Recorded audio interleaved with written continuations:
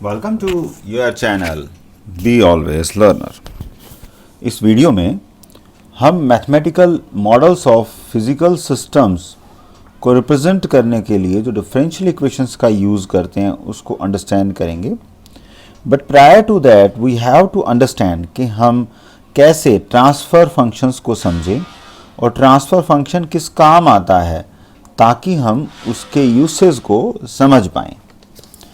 सो जब हम transfer function की बात करते हैं तो we should write first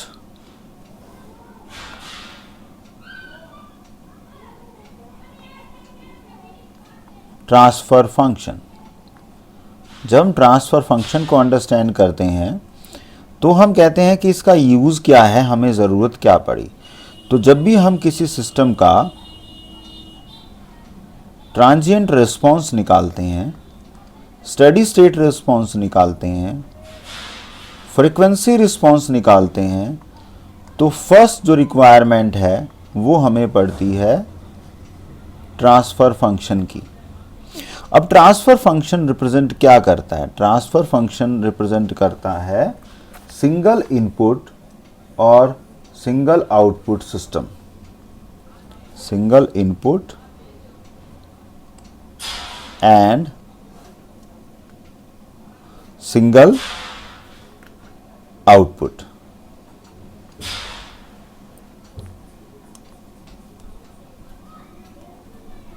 Right? So that is a kind of system जो कि ट्रांसफर फंक्शन रिप्रेजेंट करता है फॉर लीनियर सिस्टम। और लीनियर सिस्टम की डेफिनेशन हमने पिछले वीडियो में आपको दी थी।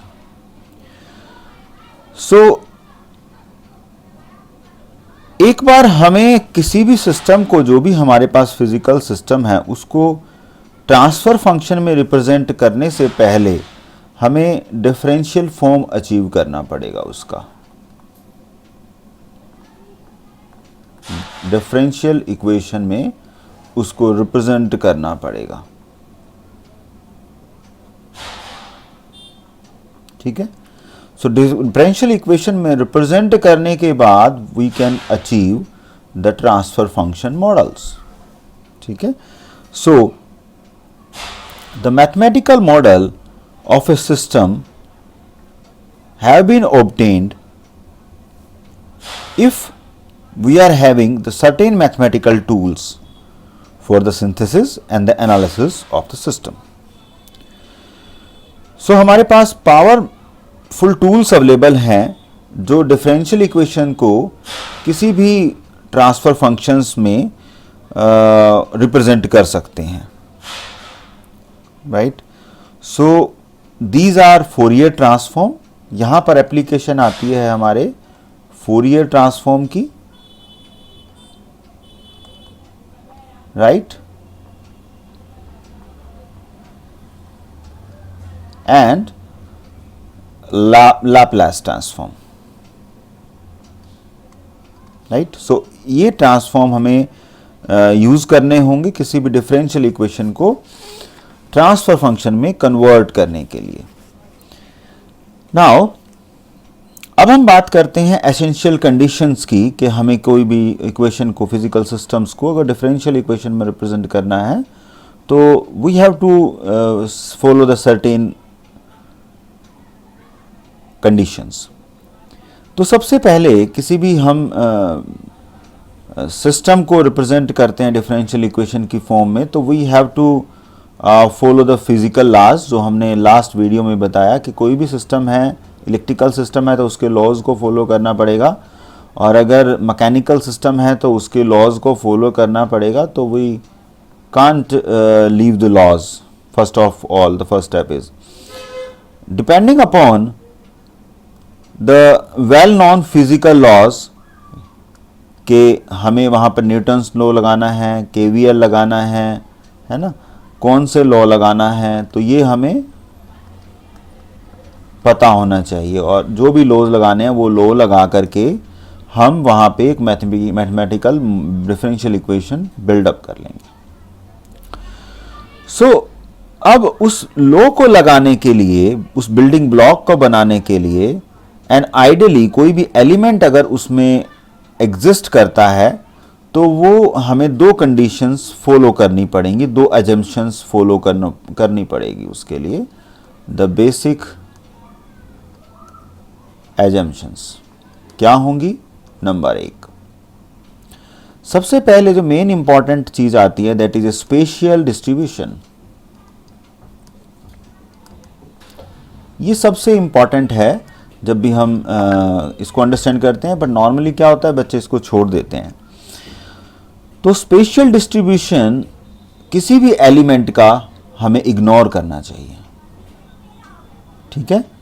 सो स्पेशियल डिस्ट्रीब्यूशन हमें इग्नोर करना चाहिए। तो I am just writing ignored.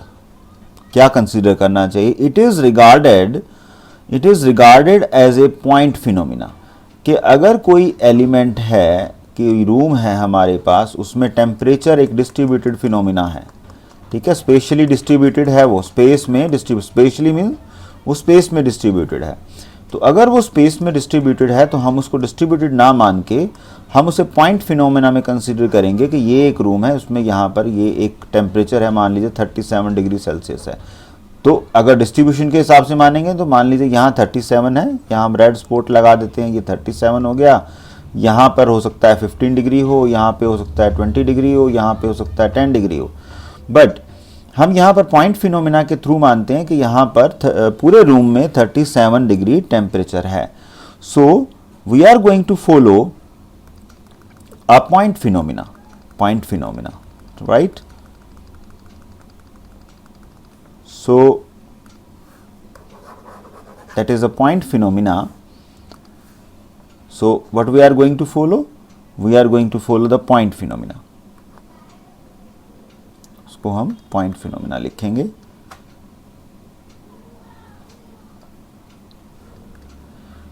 Thus, mass which has physical distribution, अभी हमने टेम्परेचर का एग्जाम्पल लिया, now we can take the example of mass. Mass का एक फिजिकल डिस्ट्रीब्यूशन होता है,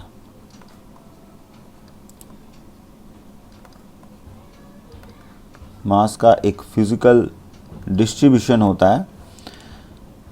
now is considered as a concentrated at a point, concentrated at a point, ठीक है, एक पॉइंट पे उसको एज्यूम कर लेते हैं। इस तरह से रूम टेम्परेचर को भी हम एज्यूम कर लेते हैं, अभी हमने आपको एग्जांपल दिया उसका। तो the process of ignoring the spatial dependence और choosing the relative values, representative value is called lumping, right. So that is lumping. तो हम लंपिंग करते हैं।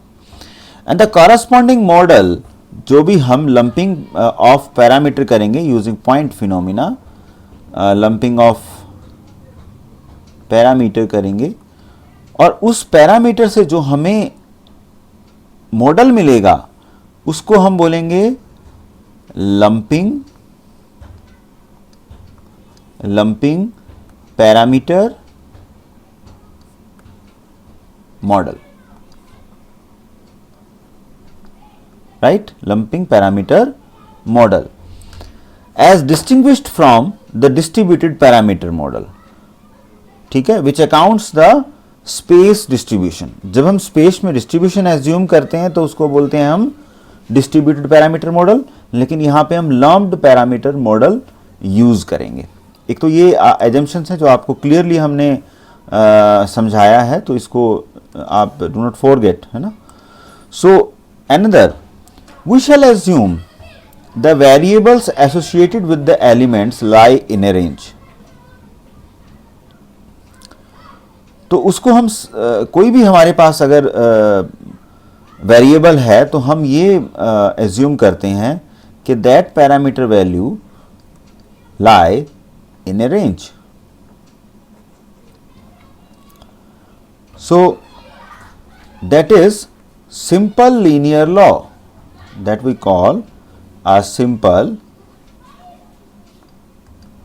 linear law, we can say, right. अब इस लॉ के 3 पार्ट हैं. One is a constant of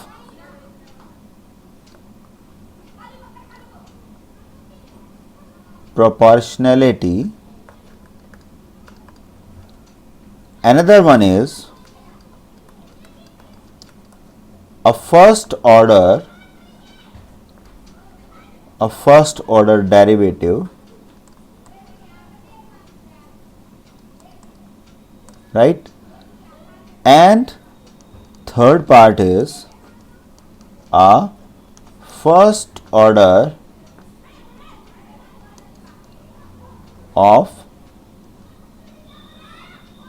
integration, right? So that is having 3 part. In simple 3 laws को assume करके हम ये ले सकते हैं कि उसकी जो रेंज है वो कहाँ पर एग्जिस्ट करती है, to consider the linearity of the system, right? So the last 2 forms, like these 2 forms, are in fact alternatives and can be interconverted by a single differentiations and integrations. So ये both are conversible. So इसमें 2 assumptions हो गए. एक तो special distribution को हम neglect करते हैं और जो भी हम पैरामीटर कंसीडर कर रहे हैं वो पैरामीटर एक रेंज में लाई करता है, and that is governed by the simple laws जो हमने आपको 3 लॉज बताए. कोई भी सिस्टम है उसको हम कांस्टेंट ऑफ प्रोपोर्शनलिटी से, फर्स्ट ऑर्डर डेरिवेटिव से और फर्स्ट ऑर्डर इंटीग्रेशन से ही रिप्रेजेंट करेंगे. So these are the terms about the modelling जब भी हम किसी फिजिकल सिस्टम को मॉडल करेंगे. होप आपको ये वीडियो पसंद आया होगा. Please like the video and subscribe the channel so that we get the motivation to produce more videos